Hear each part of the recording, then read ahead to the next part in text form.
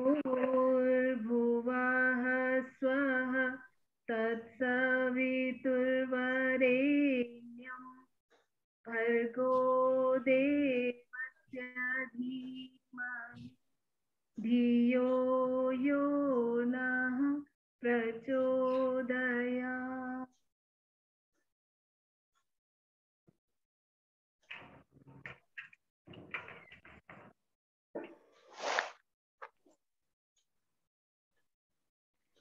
एक दिन ही जी मगर इंसान बनकर जी, एक दिन ही जी मगर इंसान बनकर जी, एक दिन ही जी मगर इंसान बनकर जी, एक दिन ही जी मगर इंसान बनकर जी।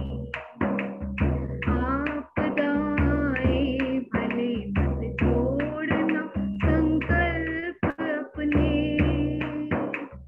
हो सघन तम टूटने देना नहीं सुकुमार सपने। देखना मुड़कर भला क्या पंख बींधे कंचकों को, मत कभी देना महत्ता मार्ग व्यापी संकटों को। एक दिन ही जी सफल अभियान बनकर जी, एक दिन ही जी मगर इंसान बनकर जी, एक दिन ही जी मगर इंसान बनकर जी, एक दिन ही जी मगर इंसान बनकर जी। एक छोटी नाव उसके ही सहारे पार जाना, ओ भले तूफान राही सोचना मत जूझ जाना, कष्ट सह कर भी स्वयं इस विश्व का उपकार कर जा, छोड़ जा पद चिन्ह अपने तीर्थ नव निर्माण कर जा।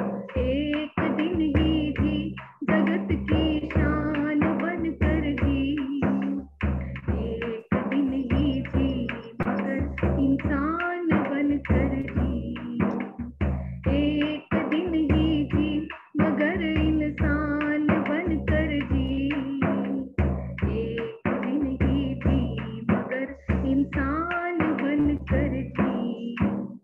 चमक बिजली सा गगन में जब कभी छाए घटाएं, बन अडिग चट्टान तुझसे आंधियां जब जूझ जाएं, कुछ नहीं कठिनाइयां विश्वास की ज्वाला जला ले, युग नया निर्माण करने की अटल सौगंध खा ले। एक दिन ही जी मगर वरदान बनकर जी, एक दिन ही जी मगर इंसान बनकर जी, एक दिन ही जी सफल अभियान बनकर जी, एक दिन ही जी जगत की शान बनकर जी, एक दिन ही जी मगर वरदान बनकर जी, एक दिन ही जी मगर इंसान बनकर जी, एक दिन ही जी मगर इंसान बनकर जी, एक दिन ही जी मगर इंसान बनकर जी। बोले गायत्री माता की। बहुत ही सुंदर भजन, बहुत सुंदर। तो अब मैं जो है अपने वक्ता से निवेदन करूंगा कि वो अपनी बात को रखें और हम सब लोग को अनुग्रहित करें। जी। सभी उपस्थित भाई बहनों को मेरा यथा योग्य अभिवादन। आज इस जूम मीटिंग का जो विषय है वो है युवा और युग धर्म। इस मीटिंग को मैं अपनी बात रखूं, इसके पहले मैं सभी से निवेदन करता हूं कि परम पूज्य गुरुदेव अपने अपने सदगुरु का ध्यान कर लें और जिन्होंने पंडित श्री राम शर्मा आचार्य जी को अपना गुरु वरण किया है, वो सूर्यमंडल के बीच गुरुदेव की प्रतिमा मूर्ति का ध्यान करते हुए आंख बंद कर लें और एक बार गुरु ब्रह्मा गुरु विष्णु मंत्र के द्वारा गुरु सत्ता का हम लोग प्रणाम करते हैं और एक बार इसके तुरंत बाद गायत्री महामंत्र, तत्पश्चात मैं अपनी बात आप लोगों के सामने रखने की कोशिश करूंगा। तो सभी से निवेदन कि कृपया आंख बंद करें और गुरु ब्रह्मा गुरु विष्णु गुरुदेव महेश्वरा, ये मंत्र जो स्कंद पुराण से लिया गया है, गुरु गीता जो शांति कुंज हरिद्वार द्वारा छपी हुई है उसमें ये मंत्र है, मैंने पढ़ा। तो हम सब लोग गुरु ब्रह्मा, ओम गुरु ब्रह्मा गुरु विष्णु गुरुरेव महेश्वरः गुरुरेव परम ब्रह्मा तस्मै श्री गुरुवे नमः। अखंड मंडलाकारं व्याप्तं येन चराचरं तत्पदं दर्शितं येन तस्मै श्री गुरुवे नमः। मातृवत् लालयत्री च पितृवत् मार्गदर्शिका नमोस्तु गुरु सत्तायै श्रद्धा प्रज्ञायुता चया श्रद्धा प्रज्ञायुता चया। और एक बार गायत्री महामंत्र, ओम भूर्भुवः स्वः तत्सवितुर्वरेण्यं भर्गो देवस्य धीमहि धियो यो नः प्रचोदयात्। तो ये महेश जी उधर भी उसको ऑन कर दीजिए। तो इसके पश्चात सभी लोगों को मैं अपने जो मुझे बात बोलनी है, उधर कोने वाले को बटन ऑन कर दो। हाँ, तो इसमें मैंने इसको इस रूप से रखा है कि सबसे पहले विषय है युवा और युग धर्म। सबसे पहले हमको लोगों को ये जानना जरूरी है कि युवा कौन है, और फिर हम ये जानने की कोशिश करेंगे कि ठीक है युवा है और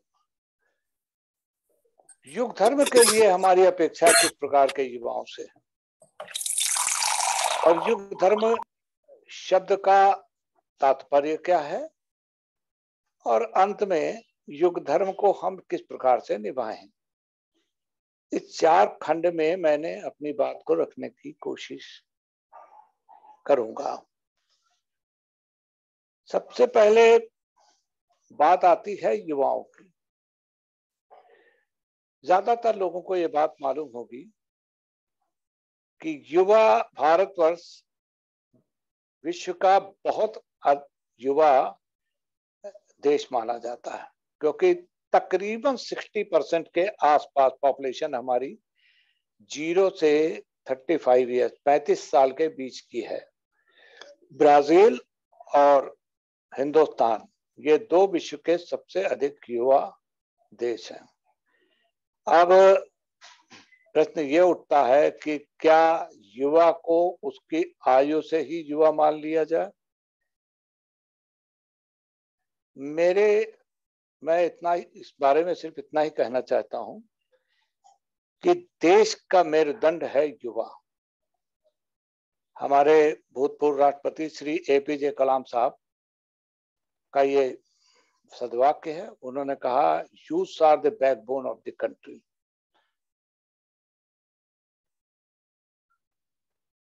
अब हम ये देखें कि युवा किसको हम कह सकते हैं, तो युवा वो है जिसमें राष्ट्र और समाज कल्याण की ललक हो, जिसके अंदर राष्ट्र की पीड़ा, समाज की पीड़ा की जिसके अंदर टीस है, वही युवा है आज के परिप्रेक्ष्य में। उसका एक लक्ष्य होना चाहिए, सुनिश्चित सुविचारित लक्ष्य। किसी लक्ष्यहीन व्यक्ति को हम युवा नहीं कह सकते, उसकी आयु चाहे कितनी ही क्यों ना हो। थके तन और हारे मन का व्यक्ति भी युवा नहीं। जो तन से थका हुआ है, जैसे आपने देखा है बहुत से बच्चे बहुत एक तरीके से उनको कोई काम के लिए कहिए तो उठने में टाइम लगाते हैं। आप कह दीजिए कि थोड़ा दूर पास में कहीं जाना है तो तुरंत स्कूटर की चाबी ढूंढते हैं, चलना नहीं चाहते, वो नहीं करना चाहते। तो एक निस्तेज थका व्यक्ति कभी युवा नहीं कहला सकता। इसके अंदर ओज है, तेज है, वर्चस्व है, जो ऊर्जा का पुंज है, वही युवा है। आज के परिप्रेक्ष्य में अगर आप ये देखें कि युवाओं में सांस्कृतिक संचेतना का कदाचित अभाव हमको दिखाई देता। अब इसका कारण आप किसी को रख लीजिए। कुछ लोग कहते हैं कि हमारी जो एजुकेशन सिस्टम है उसने भारत के गौरव के जो पृष्ठ हैं उनकी कोई जानकारी ही नहीं दी जाती शिक्षा में, पढ़ाई में, स्कूल के सिलेबस में। तो युवाओं को बहुत सारी चीजों का आजकल ज्ञान नहीं है। तो मैं तो उसको कहता हूँ, उस व्यक्ति को भी युवा कहूंगा जो जिसके अंदर सांस्कृतिक संचेतना है और जो उसका ध्वजवाहक है, और जो जागृत है वो युवा है, जो सोया हुआ है वो युवा नहीं। शांति कुंज में के कई प्रवचनों को जब मैंने सुना तो ज्यादातर वरिष्ठ परिजन युवा को कहते हैं वायु शब्द के उलट, युवा शब्द का उल्टा जो होता है वो वायु है। तो ये भी कहा जा सकता है कि जिस व्यक्ति जो गतिमान है, उत्साही है, उमंग से भरा हुआ है, लक्ष्य के प्रति समर्पित है, ऊर्जा पुंज है, वही युवा है। यानी वायु के जो गुण हैं, जिस व्यक्ति के किसी भी आयु वर्ग का वो व्यक्ति हो सकता है, उसे हम युवा कह सकते हैं। आज एक वीडियो भी देख रहा था, तो उस वीडियो में स्वामी विवेकानंद के रेफरेंस से कहा जा रहा था कि युवा कौन है। स्वयं स्वामी विवेकानंद जी ने एक प्रवचन में कहीं कहा अमेरिका में कि हम शक्ति के उपासक हैं। तो जिसका दृढ़ शरीर हो, दृढ़ मस्तिष्क हो, दृढ़ मन हो और शक्तिशाली मन हो, ये गुण जिसके भी अंदर हैं वो युवा है। बहुत पहले मैंने कहीं एक शब्द पढ़ा था, एक कोटेशन है, fame is the thirst of youth. महत्वाकांक्षा, युवा का महत्वाकांक्षी होना कोई अटपटी बात नहीं है, बिल्कुल सामान्य है। जो युवा होगा वो महत्वाकांक्षी होगा ही होगा। अब महत्वाकांक्षी शब्द को दो तरीके से समझा जा सकता है। एक, महत्व का आकांक्षी, यानी मेरा सम्मान हो, I should be noticed, I should always get first place. मेरे महत्व को हर व्यक्ति समझे, जो बात मैं कह रहा हूं या जिस रास्ते पे मैं चल रहा हूं उसका सब लोग उसको माने। अपने महत्व की जिसकी आकांक्षा है उसको भी आप महत्वाकांक्षी कह सकते हैं, और दूसरा उसको भी कह सकते हैं महत्व का आकांक्षी। यानी जो महत्वपूर्ण, जो बड़ी चीज है, जो श्रेष्ठतम चीज है, उस चीज को जो जो चाहता है उसे हम युवा मान सकते हैं। जो प्रेय के जगह श्रेय की भी चाहत जिसकी हो, जो सिर्फ सुख साधन इकट्ठा करने के लिए अपना जीवन न व्यतीत कर रहा हो, उस व्यक्ति को भी हम युवा ही कहेंगे। तो आप लोगों ने खुद ही सुना है, मनोविज्ञान में 2 तरह की आयु मानी जाती है, एक तन की आयु और एक मन की आयु। तन की आयु हम सबकी है, बढ़ते चले जा रहे हैं उम्र में। मैं भी करीब 60+ हूँ, 64 साल का हो रहा हूँ। तो तन की आयु तो बढ़ रही है, लेकिन मन से बहुत से लोग युवा भी हो सकते हैं। आयु कुछ भी हो, अगर ये जितने गुण बताए, अगर ये गुण आपके अंदर हैं तो आप युवा ही कहलाएंगे।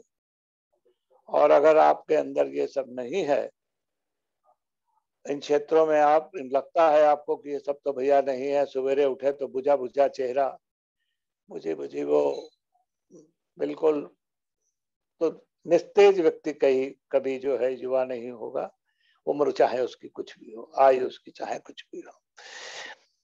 एक मेरी इच्छा है कि स्वामी विवेकानंद ने बिल्कुल गागर में सागर भरते हुए युवा की जो परिभाषा दी है, वो परिभाषा मेरा मन है कि मैं आप सबको सुनाऊं।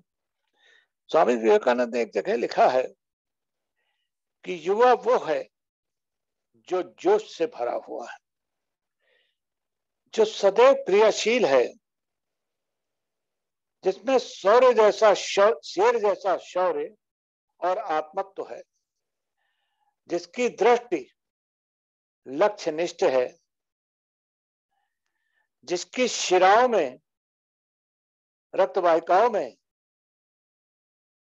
रक्त गर्म और मस्तिष्क ठंडा है, जो भाग्य पर नहीं कर्म पर विश्वास करता है, और जो परिस्थितियों का दास नहीं उसका निर्माता, नियंत्रणकर्ता और स्वामी है, जो ऊर्जा पुंज है, वो युवा है। युवा शक्ति में भारत देश की ऊर्जा अंतर्निहित है। हम सब प्रार्थना करें भगवान से कि तन से हमारी आयु चाहे जितनी बढ़ जाए, मन से हमको युवा ही रखना। युवा सपना देखता है और उन सपनों की तामीर करने के लिए जब प्रबल पुरुषार्थ करता है, विवेकशील रहता है, तो ऐसे युवा बना के हमको रखिए। कहते हैं कि परम पूज्य गुरुदेव अंतिम वर्षों तक भी अपने को कभी वृद्ध नहीं मानते थे। वो कहते थे मैं युवा हूं। क्यों? क्योंकि जो उन्होंने किया है, जो उनका साधना, उनकी जो उन्होंने विश्व को दिया, समाज को जो दे के चले गए, युग निर्माण योजना जैसी भवानी की माँ की तलवार देकर चले गए, तो ऐसे तो परम पूज्य गुरुदेव युवा थे। मेरी भगवान से यही प्रार्थना है कि जितने लोग इस कार्यक्रम को देख रहे हैं, सुन रहे हैं, या बाद में भी देखेंगे, आज कतिपय कारणों से अगर इस समय ना देख पाए, तो उन्हें भगवान सही अर्थों में युवा ही बनाए रखिएगा। एक कहीं मैंने एक जगह पढ़ा था कि किसी व्यक्ति ने किसी से पूछा कि हाउ ओल्ड यू आर, तो he said I am 20 years old with 40 years experience, या I am this much old plus this much experience। तो यही भाव बना रहना चाहिए। जब तक जिए युवा की अदम्य जीवनी शक्ति के साथ जिए। तो मेरी जो बात मैं कहना चाहता था उसका प्रथम अंश यहाँ पर मैं समाप्त है। 2 लाइनें मैंने कहीं से नोट की हैं और 2 लाइनें मैं और। उठो जवानों, देश की वसुंधरा पुकारती, पुकारता है देश भारत, पुकारता माँ भारती। तो युवाओं से ये आह्वान है। और बहुत, जब मैं स्कूल डेज में था, बहुत पुरानी बात है, तब से कुछ लाइनें हैं, 4 लाइन युवाओं को संबोधित करते हुए, वो 4 लाइन है, वो मैं पढ़ना चाहता हूँ। आप सब लोग उसको उसी पर्सपेक्टिव में और उसी स्पिरिट में लीजिए, ऐसा मेरा आपसे निवेदन है कि जो बन के नहीं मिटती वो एक निशानी है, टकराए जो शोलों से वो चढ़ती जवानी, खुद मिट के भी जो कौम को दे जाए रवानी, ये जोश तमन्ना की है लवरेज कहानी। तो ऐसे युवा बने रहें हम सब। इस बात को कहते हुए मैं अब दूसरी बात पर आता हूं कि युग निर्माण की अपेक्षा, युग धर्म की अपेक्षा किस प्रकार के युवाओं से। युग धर्म की, पहले तो हम ये समझ लें कि युग धर्म और स्वधर्म ये दोनों एक ही चीज है या फर्क फर्क चीज है। मेरा अपना मानना यह है कि स्वधर्म हमें निज धर्म, युग धर्म की ओर ले जाता है। सबसे पहले हम सबको जो अपनी जिम्मेदारियां हैं उनकी ओर ध्यान देगा।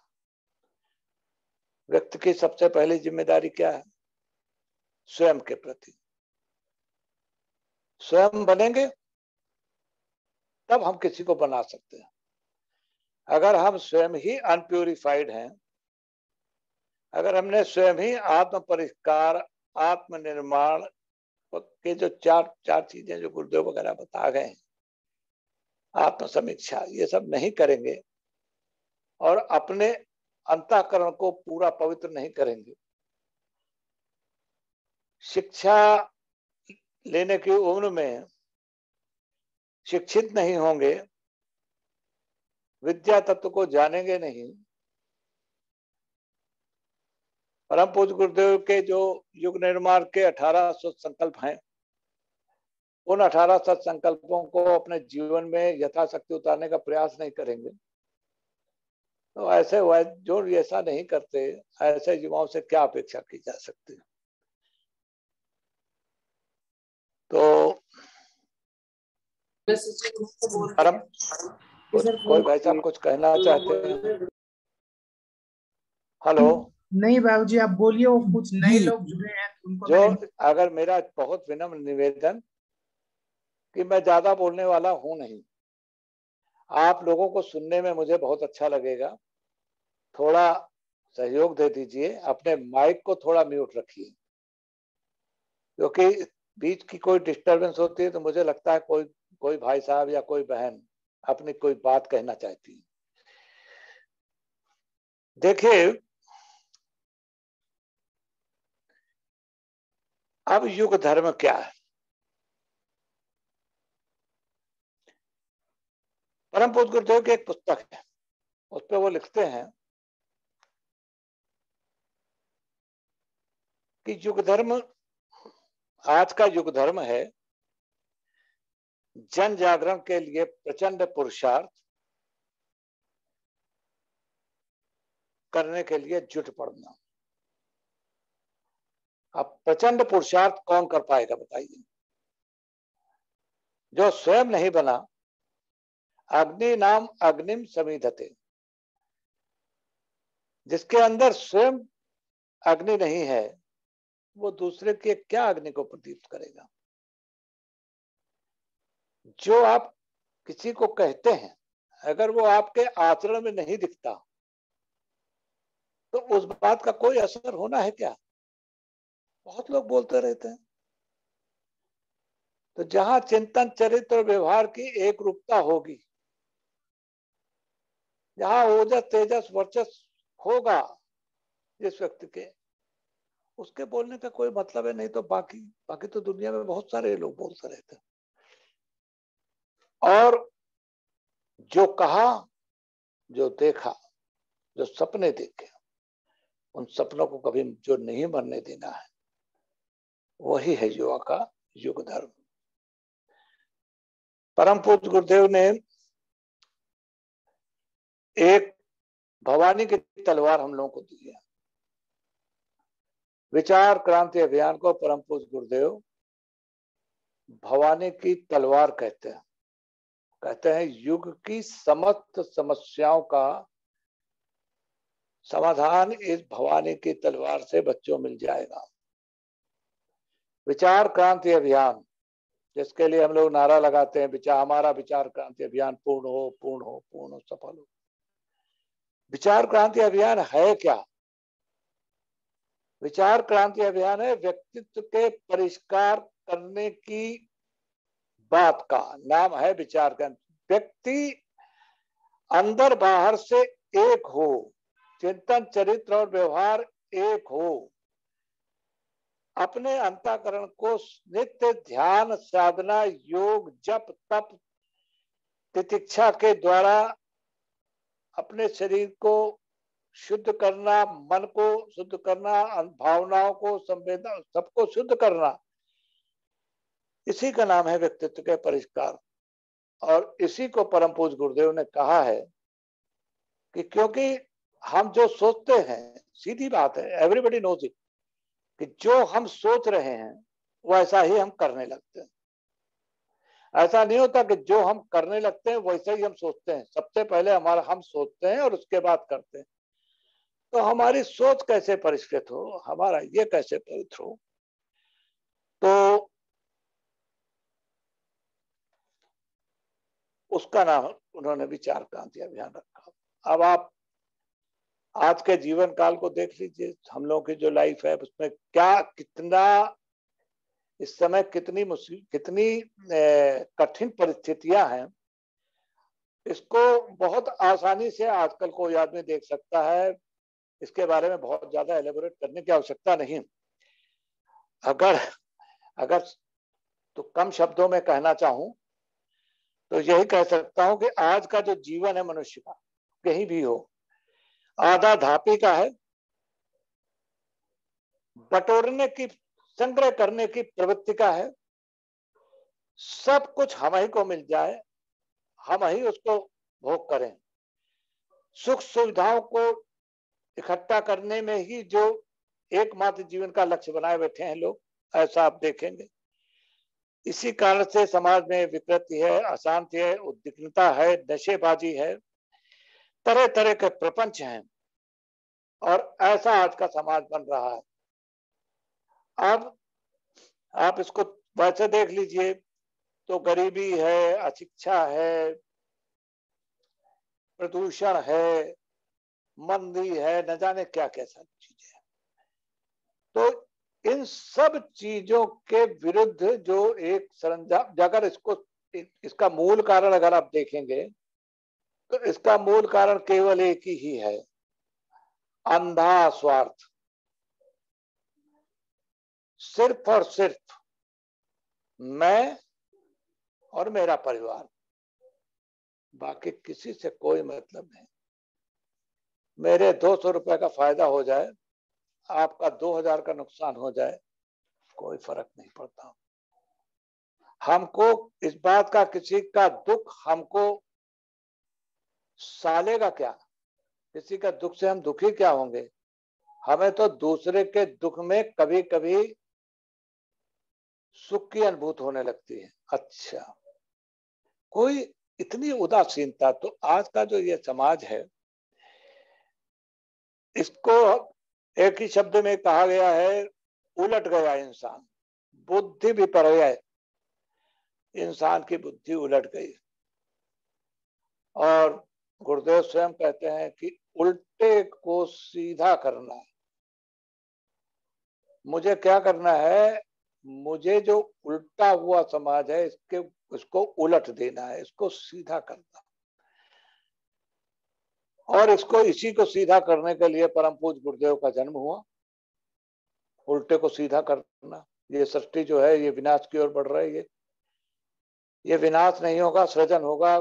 इसको उन्होंने घोषणा करी कि चाहे जो व्यक्ति जो भी कहे, लेकिन मैं इस बात की घोषणा करता हूं कि ये सृष्टि का विनाश नहीं होगा, बल्कि ये और सुंदर और अच्छी बनेगी। इसके लिए परम पूज्य गुरुदेव का जन्म हुआ। सबको मालूम है, हम इस बात को रिपीट करने की कोई जरूरत नहीं। जब परम पूज्य गुरुदेव, एक प्रश्न आएगा कि भाई ये सब होगा कैसे, तो यही प्रश्न परम पूज्य गुरुदेव के मन में आए थे। जब दादा गुरुदेव ने उन्हें अनेक साधनाओं के बीच में साधना करवाई और उसके पश्चात जब वो हिमालय में गए तो बहुत सारी बात बताई, तुमको ये करना है, ये करना है, वो करना है। तब उनके मन में एक प्रश्न आया कि हम कैसे करेंगे, संसाधन कहाँ से आएंगे। तो दादा गुरुदेव उनका सभी लोगों को मालूम है, उन्होंने सिंपल से एक ही बात कही, बेटा बोलो और काट लो। जो कुछ भी आपके पास है उसको आप बो दीजिए किसमें, भगवान जी के खेत में, जो भी है। और परम पूज्य गुरुदेव ने उसका अक्षरशः पालन किया। और जो चमत्कार हुआ, जो वो करके चले गए, इट्स जस्ट माइंड बॉगलिंग। परम पूज्य गुरुदेव ने जितना किया है उसका कोई आकलन क्या कर पाएगा। तो ये बोया काटा काटने का सिद्धांत जो है, इसको अच्छी तरह से प्रत्येक उस व्यक्ति को समझना होगा जो युग धर्म निभाने की बात मन में सोचता है। और सबसे अधिक उम्मीद परम पूज्य गुरुदेव ने 3 से की, शिक्षकों से और चिकित्सकों से और देश की युवा शक्ति से। गुरुदेव की 3 से ही बहुत अपेक्षाएं रही हैं। एक कभी प्रवचन में कभी मैंने सुना था कि उन्होंने कहा कि भगवान को भक्त प्रिय है, लेकिन बाल भक्त और युवा भक्त बहुत ज्यादा प्रिय। सारे बुढ़ापे में आकर के राम राम तोता राम राम करने से क्या फायदा। जो जीवन जिया, अध्यात्म तो जीवन जीने की कला है, तो युवाओं को उसको समझना है।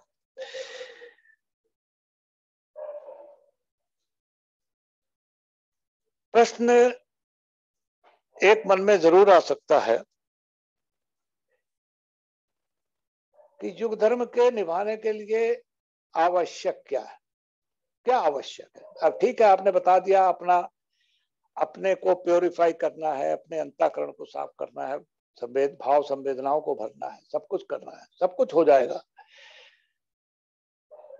परंतु अगर इन सब बातों को एक शब्द में कहा जाए तो मानवोचित चिंतन करना और तदनुरूप उसके अनुसार कार्यों को करना, आदर्श का चिंतन करना और उस आदर्श को प्रैक्टिकली करके समाज के सामने प्रस्तुत करना, ये चीज है। प्रश्न यह आएगा कि साहब युग धर्म में हम किस चीज का दान करें। सच्चाई है, हमको एक बार वीरेश्वर भाई साहब जी का एक प्रवचन सुन रहा था, उसमें उन्होंने बहुत साफ शब्द में कहा था कि परम पूज्य गुरुदेव ने तो सीधे शब्दों में यही कहा कि भैया तुम अपनी अपनी प्रतिभा का दान कर दो, विभूतियों का दान कर दो। विभूतियां क्या है? जिसको जो चीज मिली हुई है, किसी को बुद्धि मिली है उसको भगवान के खेत में लगा दो, किसी को शारीरिक बल बहुत अच्छा मिला हुआ उसे भगवान के खेत में लगा दो, किसी के पास पैसा है उसे भगवान के खेत में लगा दो, कोई वक्तव्य बहुत अच्छा दे लेता है उसे भगवान के खेत में बो दो। इस प्रकार के जो अनेक बातें जो परम पूज्य गुरुदेव ने बताया, लेकिन अब इशू ये भी है कि आजकल के युवा को अपना कैरियर भी बनाना, तो कई बार हमारे पास समय नहीं होता इन बातों के लिए कि हम लोग सेवा के काम में अपने को उस लेवल तक डिवोट कर पाए जितनी हमें आवश्यकता। तो गुरुदेव ने कहा ठीक है भाई, अगर तुम समय दान नहीं कर सकते, प्रतिभा का दान नहीं कर सकते, तो तुम्हारे पास जो है वो उसका दान कर दो।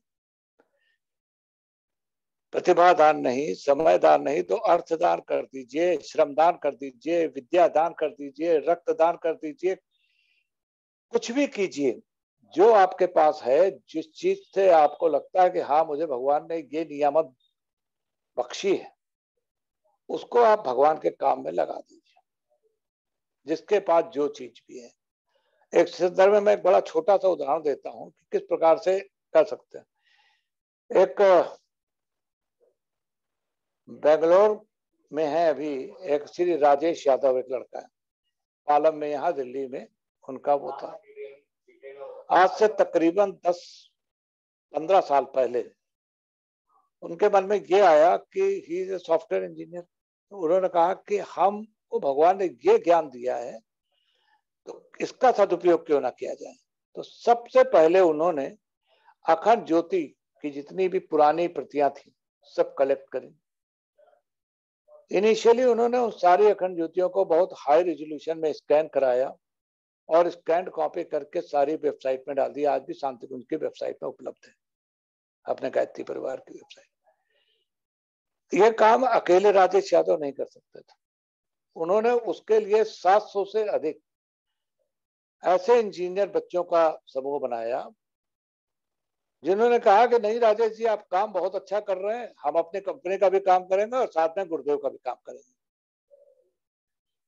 तो आप हमें काम भेज दीजिए, समय कब है, हम कब करना है ये हम अपना डिसाइड कर लेंगे और उसके बाद हम आपको पूरा काम करके भेज देंगे। तो सामूहिक प्रयास से उसने, राजेश ने वो काम किया जिसके लिए द्वारका प्रसाद चैतन्य जी से एक बार बात हो रही थी तो कह रहे थे कि हम लोग कभी सोचते थे तो ये कहते थे अरे बाप रे कैसे संभव होगा। ये काम उसने किया, अंत में फिर वो उस काम को बढ़ाया है बहुत से लोगों ने। अब वो सारी अखंड ज्योति जो उस समय की थी उन्होंने मंगल फॉन्ट में पूरा टाइप किया है, तो टाइप कॉपी भी मिल रही है, पूरी किताबों भी अब स्कैन होकर के पड़ गई हैं। इसी तरह का एक काम कर रहे हैं वो एक लड़का है आलोक श्रीवास्तव, दिल्ली बेस है, 1 बुक ए डे। परम पूज्य गुरुदेव का जो साहित्य है उसको विभिन्न भाषाओं में करके, अनुवादित करके और उसको, उस ट्रांसलेटेड वर्जन को विश्व की और देश की ज्यादातर भाषाओं में अनुवादित करा करके उन्हें सोशल मीडिया प्लेटफॉर्म पर डालना। और पिछले काफी दिनों से तकरीबन शायद 300 से 300 से ऊपर बुक्स वो कर चुके हैं। स्कैन कॉपी भी आपको मिलेगी, टाइप कॉपी भी मिलेगी, उसका ऑडियो बुक्स भी बनती है और उसमें न जाने कितने युवा ही, मैं आपको इसलिए कह रहा हूं कि युवा कैसे काम कर सकते हैं। इस काम में ज्यादातर जो लोग लगे हुए हैं वो ज्यादातर 80 से 90% लोग जो है वो युवा ही लगे हुए। कोई प्रूफ रीडिंग कर रहा है, कोई ऑडियो बुक बना रहा है, कोई ऑडियो को चेक कर रहा है, तो इस तरह का काम हो रहा है। एक युवा है हमारे हरीश तोषनीवाल जी, कलकत्ता में। अब देखिए उनके मन में, एक व्यापारी होने के बावजूद उनके मन में आया कि भाई हम परम पूज्य गुरुदेव के साहित्य को बंगाल में पहुंचाएं। बंगाल एक कम्युनिस्ट 10 साम्यवादी विचारों से भरा हुआ प्रदेश, गुरुदेव के साहित्य को बांग्ला में ट्रांसलेट करना, फिर उसके छपाने की व्यवस्था करना, फिर उसके वितरण की भी व्यवस्था करना, और इस तरह कर करके उन्होंने पूरे बंगाल में, बंगालियों में एक बहुत बड़ा गुण होता है, पढ़ने का बड़े शौकीन होते हैं, तो इस तरीके से करके उन्होंने भी एक ये दिखाया कि ये भी युग धर्म है। ऐसे ही वहां देखिए, वो कलकत्ता में जो डिया के जो बच्चे हैं, वो पिछले 3 वर्षों से प्रत्येक सप्ताह हरित संवर्धन के काम में लगे हुए। प्रदूषण के खिलाफ जो एक युद्ध है, पेड़ लगाओ पेड़ बचाओ, उस कार्य को वो कर रहे हैं। अब इसी क्रम में मैं पहले उदाहरण इसलिए देना चाहता हूं, देखिए हमारे दिल्ली में मुखर्जी नगर जो है, वो एक ऐसी जगह है जहां पर विभिन्न प्रांतों से आए हुए बच्चे competitive exam, particularly IAS, civil service वगैरह के लिए आकर के बेचारे मेहनत करते हैं। सारे बच्चे सब छोटे छोटे कमरों में रहते हैं और दिन रात मेहनत करते हैं, कोचिंग करते हैं। पिछले 7-8 सालों से वो लगातार उन बच्चों के बीच में ध्यान, योग और मोटिवेशनल क्लास चला रहे हैं। और साथ देखिए, अभी उनसे मैंने पूछा था कि आपका क्या है, तो if you permit me I will read कि क्या उन लोगों ने करके दिखा दिया। हर हफ्ते ऑफलाइन या ऑनलाइन मोटिवेशनल सेमिनार चला रहे हैं 7 साल से, सारे आईएएस एस्पायरेंट। और जो बच्चे वहां देखिए पढ़ाई कर रहे हैं, तैयारी, अपने करियर को बनाने की कोशिश कर रहे हैं, वो बच्चे बाल संस्कार शाला झुग्गी झोपड़ियों में चला रहे हैं। झुग्गी झोपड़ी के बच्चों को जाकर के पढ़ाना, उनको सामान्य शिष्टाचार की बातें सिखाना, उनको अच्छी बातें सिखाना, उन्हीं के माध्यम से उनके पेरेंट्स भी सुधर रहे हैं। तो बाल संस्कार शालाएं चला रहे हैं। 500 से अधिक बच्चों को पूरे देश, उनको वो फ्री आईएएस की कोचिंग ऑनलाइन, उसका भी उनका एक प्रोग्राम चल रहा है। 138 हफ्तों से प्लांटेशन का काम भी कर रहे हैं, और इसके अलावा रक्तदान वगैरह इस प्रकार की गतिविधियां भी चला रहा है। एक युवा प्रकोष्ठ पटना में भी एक बालक है भैया, उनका नाम भी मनीष ही है, और उनके द्वारा किया गया कार्य अगर सारे युवा सुने, 25 सालों से, जैसे मनीष जी ने अभी शुरू किया है 7 सालों से, इसी प्रकार से युवाओं के बीच में मोटिवेशनल क्लासेस, मोटिवेशनल स्पीचेस, ध्यान, योग, प्राणायाम, आयुर्वेद, इसकी क्लासेस चलाते हैं। और उनकी 40 बाल संस्कार शालाएं हैं, जिनमें 10,000 से ऊपर बच्चे, उनको वो शिक्षा दे रहे हैं। और उनको वहां पे पढ़ाने कौन जा रहा है उन बच्चों को? वही युवा जिनकी बात हमने अभी करी कि जो तैयारी कर रहे हैं करते करते। आप देखिए श्रेय के साथ प्रे कैसे मिलता है। अच्छा काम कर रहे हैं तो दिल्ली में जो मुखर्जी नगर में जो दिया का काम करते थे, और जो बच्चे नित्य बाल संस्कार शाला जाना और बच्चों के लिए काम करना, उनमें से 3 बच्चे इस वर्ष सिविल सर्विस एग्जाम क्वालिफाई किए। इनके नाम है अरविंद शाह, जिनकी all India rank 123, Shubham Khandelwal all India rank 133, और Sandeep Rajauria all India rank 290। इसी तरह से इनका एक मेंटरशिप प्रोग्राम, जिसकी बात मैंने बताया, उस मेंटरशिप प्रोग्राम का नाम रखा है संभवम। उससे भी इस बार 6 बच्चे सिविल सर्विस क्वालिफाई किए। Ashish Kumar Mishra all India rank 52, कलेक्ट्री पक्का, Manzoor Hussain Anjum AIR 125, Suhas Laxman Gade all India rank 349, Aman Kumar Jha AIR 4400 and Dheeraj Yadav AIR 417। तो भैया जो युग धर्म निभाएगा, जो समाजनिष्ठ होकर के समाज के लिए कुछ करेगा, तो ऐसे श्रेष्ठ के कार्य करने वाले को प्रेय का भी मिलेगा। गायत्री की साधना, गायत्री करने वाले बच्चों को गुरुदेव ने कहा है कि इस समय में, ये संत काल में, गायत्री श्रेय और प्रेय दोनों ही प्रदान करेगी। उदाहरण आपके सामने दिया।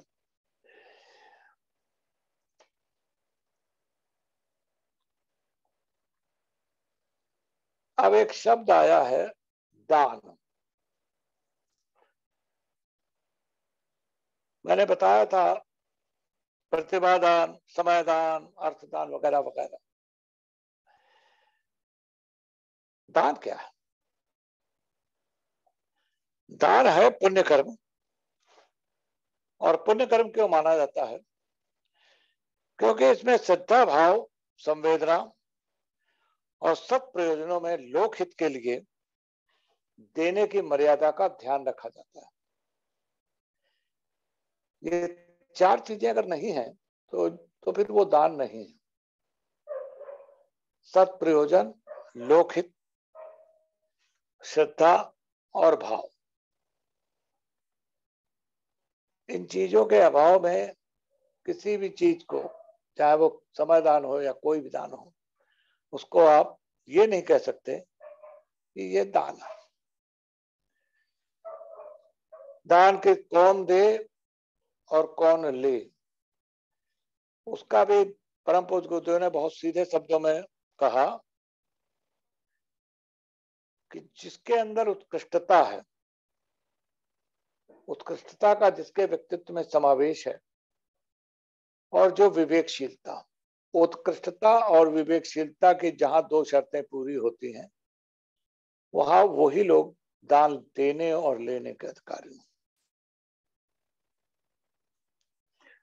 धन जो है भौतिक पुरुषार्थ और सुयोगों का फल है, अतः धन के खर्च करने में उदारता और विवेकशीलता का ध्यान रखा जाना अनिवार्य। धन कमाना बुरा कभी नहीं रहा, भारतीय संस्कृति में खूब कमाया है लोगों ने, परंतु धर्म को विवेकशील तरीके से खर्च करने की भी भगवान बुद्धि दिए रहे, ये अनिवार्य है।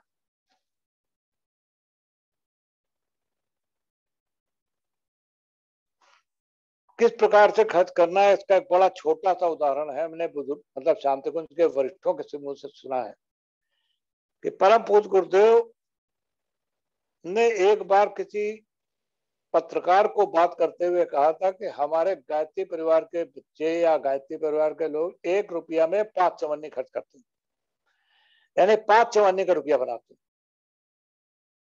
तो उसने कहा गुरुजी 4 चवन्नी का रुपया होता है, आप 5 का बता रहे। बोले हाँ हमको मालूम है, लेकिन जब लोग सामाजिक कार्य करते हैं ना, तो 2 चवन्नी में रुपया हो जाता है, क्योंकि उनको लगता है हमारा तो खर्चा किया नहीं, हमने अपनी जेब से तो खर्च करना नहीं है, आ गया जेब में अपना अल्ले तल्ले खर्चा करना। कहे अगर हमारे बच्चे हैं या हमारे लोग हैं, तो वो 1 रुपये में 5 चवन्नी, और कहा 5वीं चवन्नी, 4 चवन्नी जो है वो तो है, 5वीं चवन्नी वो अपनी मेहनत के, पसीने की, जहां जो चीज सस्ती मिलेगी, कम मिलेगी, कम पैसे में मिलेगी, अच्छी क्वालिटी होगी, वो वहां से लेके आएंगे। और चाहे उसको उठा के लाने में उन्हें अपने कंधे पे वो बोरे रख करके लेके आने हो, हमारे परिवार के लोग वो करते, तो बेटा 5वीं चवन्नी वो है। तो धन का उपयोग हम लोग 1 रुपए में 5 चवन्नी के भाव से करते रहेंगे तो ठीक है।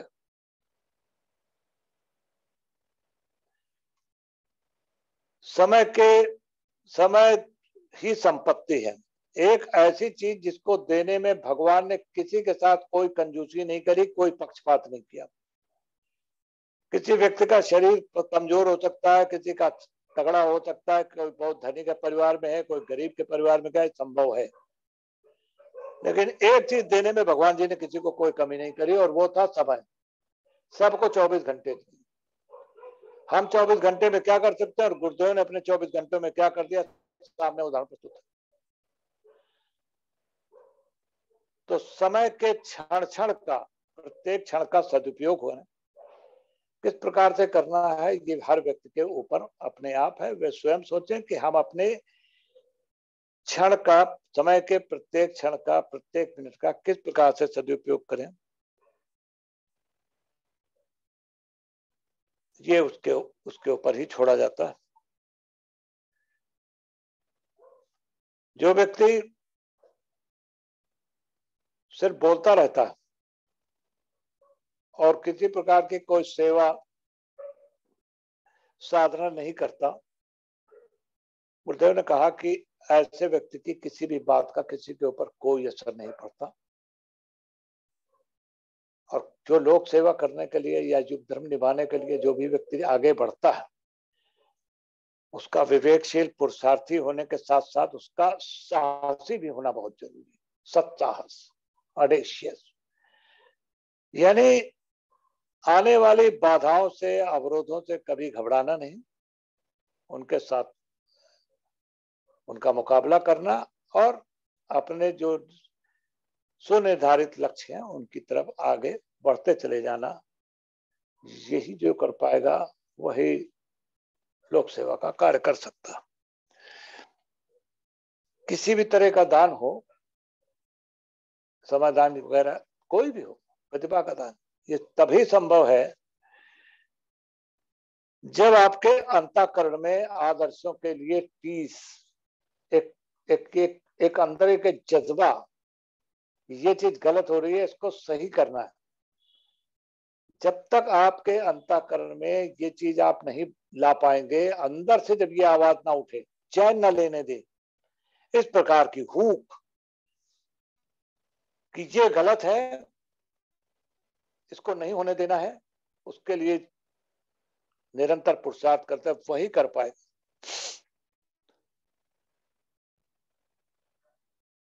लोक सेवा का युग धर्म निभाने के लिए पता नहीं 50 लोगों के मन में इच्छा आती है, परंतु आपको पता है तरह तरह के लोग मिल जाएंगे।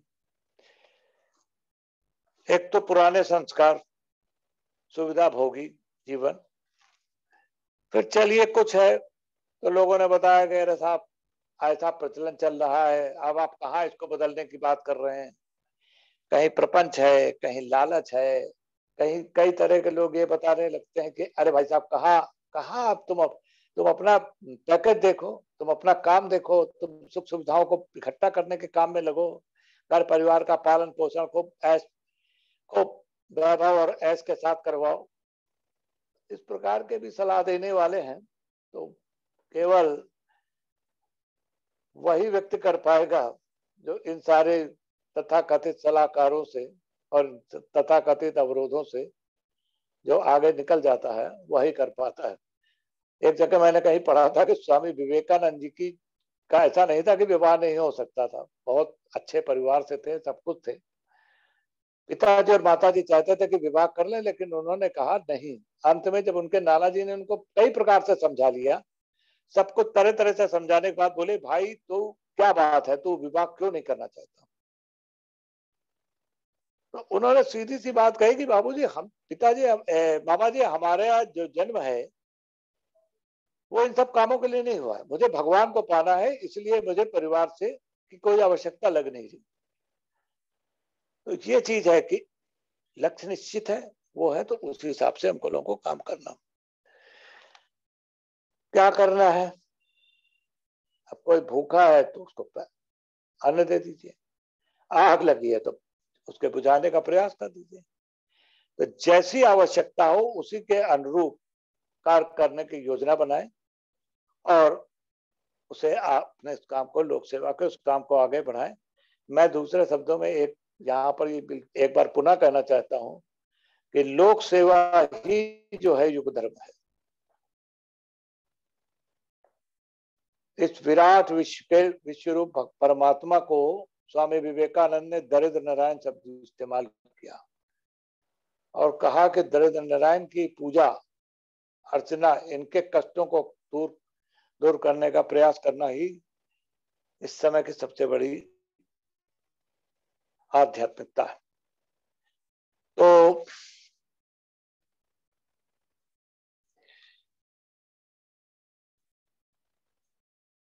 मानवीय जीवन के मर्यादाओं के पालन को ही युग धर्म हम ये भी कह सकते हैं।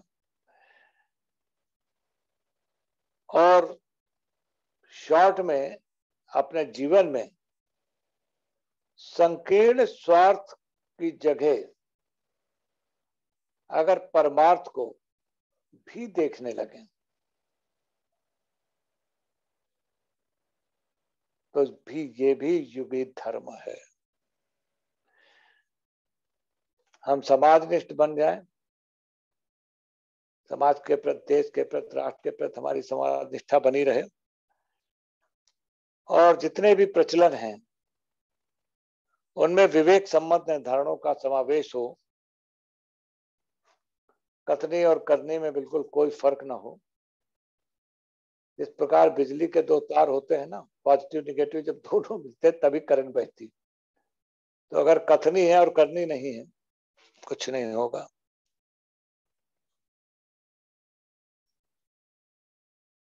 और अंत में एक ही बात कहता हूं, करके अपनी बात को समाप्त करता हूं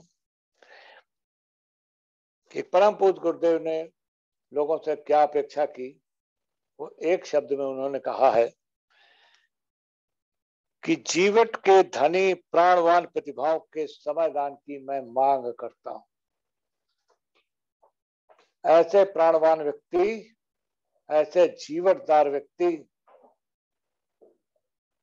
जो लोग हैं, उनसे समाधान की मेरी कामना है।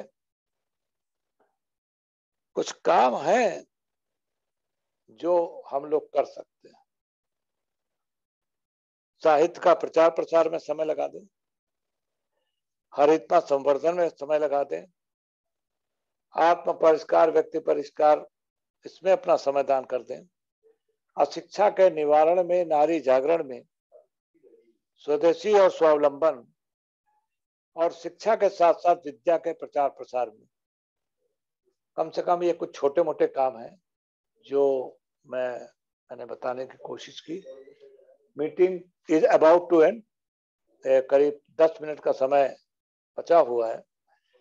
तो इतना ही कहने के बाद नहीं, समय हो गया है। मैं सिर्फ एक वाक्य से अपनी बात को समाप्त करता हूं कि जो स्वधर्म का पालन कर पाएगा बस वही युग धर्म निभा पाएगा। इसके बाद मैंने अपनी बात को समाप्त किया और थोड़ा सा मैंने, चूंकि एक्सटेम्पोर बोलने की आदत नहीं है, तो कुछ चीजें मैंने नोट कर रखी थी जिसकी मैंने थोड़ी सी, इसको आप ये भी कह दीजिए कि उसको पढ़ते पढ़ते मैंने थोड़ा सा बोलने के जो मेरी बात थी वो मैंने रखी है। इसके पश्चात मैं अपनी वाणी को विराम करता हूं और आप सबका धन्यवाद करता हूं। सभी लोगों ने मेरी बात को बड़े गौर से और ध्यान से सुना है।